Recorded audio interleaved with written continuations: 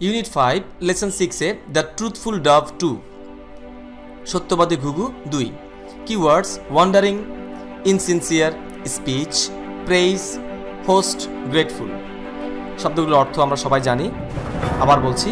Wandering শব্দের অর্থ বিস্ময়কর।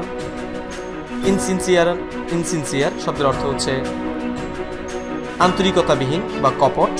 স্পিচ বাচনভঙ্গি, বক্তৃতা। প্রেইজ শব্দের অর্থ হচ্ছে প্রশংসা করা। হোস্ট শব্দের অর্থ হচ্ছে গৃহকর্তা, যিনি অতিথিকে আশ্রয় দেন বা অতিথি সেবক। গ্রেটফুল অর্থাৎ কৃতজ্ঞ।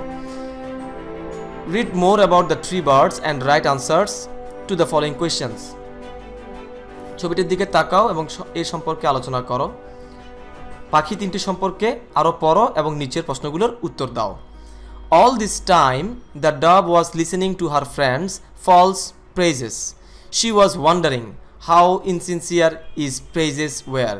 The dove hung her head down and was quiet. The owl got impatient. He wanted to hear more praises. He looked at the dove and asked, "Don't you have any good thing to say about me?" The bat joined the owl. "Yes, don't you have any words of praise of our kind host?" The dove was ashamed of her friend bat and kept her eyes down.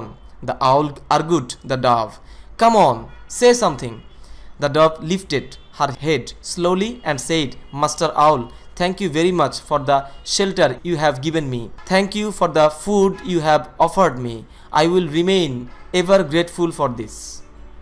ক্রমানুযায়ী অর্থগুলো হলো, সারাক্ষণ ধরে ঘুঘু তার বন্ধুর মিথ্যা প্রশংসাগুলো শুনছিল। সে অবাক হচ্ছিল যে তার প্রশংসাগুলো কত কপট এবং আন্তরিকতাহীন। ঘুঘু মাথা নিচু করল এবং চুপ থাকল। পেঁচা অধৈর্য হয়ে পড়ল। সে আরও প্রশংসা শুনতে চাইল।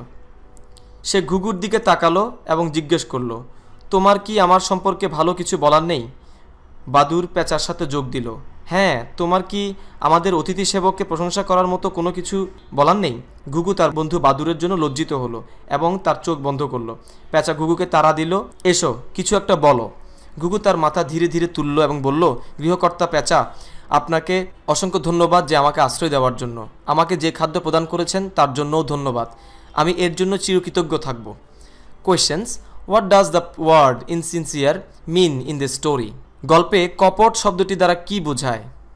The word insincere in the story means someone who is not sincere or true in heart. গল্পে কপট শব্দটি দ্বারা এমন কাউকে বোঝায় যে মনের দিক থেকে আন্তরিক বা সত্য নয়। Why did the dove think that the bat is insincere? গল্পে ঘুঘু কেন ভাবলো যে বাদুড় কপট? Answer: The dove thought the bat insincere as the bat was praising the owl falsely. ঘুঘু বাদুরকে কপট ভেবেছিল কারণ বাদুর পেঁচার মিথ্যা প্রশংসা করছিল। What made the owl impatient?